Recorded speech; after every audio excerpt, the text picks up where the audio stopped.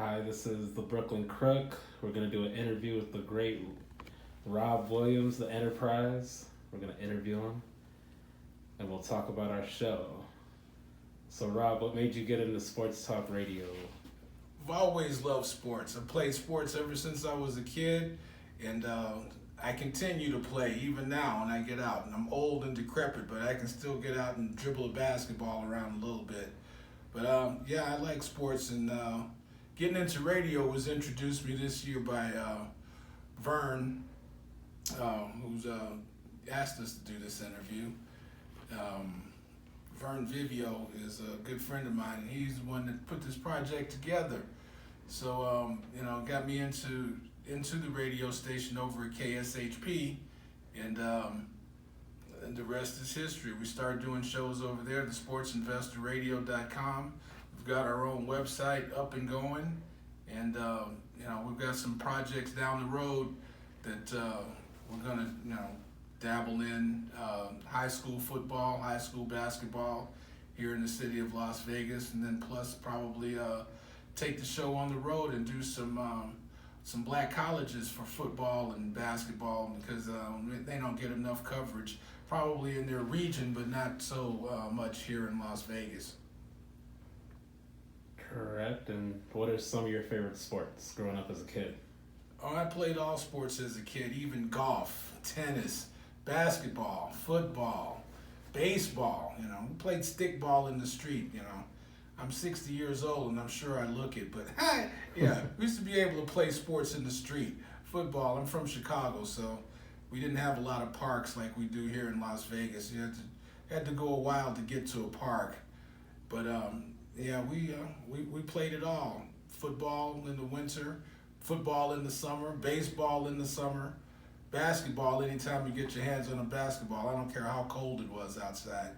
This was as long as you can get 4 or 5 guys together, there was a game, and we were into it. And then plus in high school, I played basketball at Inglewood High School in California, and played a little football, not a lot, but at the high school level.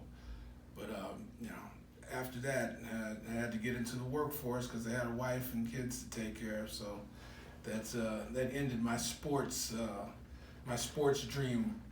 And back then, we weren't making millions of dollars in signing contracts, so it wasn't a real allure like it is now. And I wasn't raised in basketball camps and in football camps like the precocious athletes we have today. Good questions, good answers. And what is the project on this radio show? The project on the Sports Investor Radio Show is to get the information out to the listeners and how they can make better wagers, or as we like to call them, short-term investment strategies, which would be sports contests, which usually don't last that long, anywhere from 2 to 3 hours. We'll come along with some horse racing tips every now and then, and the website is going to have some more interesting features on it too. We're going to be covering restaurants and so on and so forth, down the line to get other people that are interested, under our umbrella.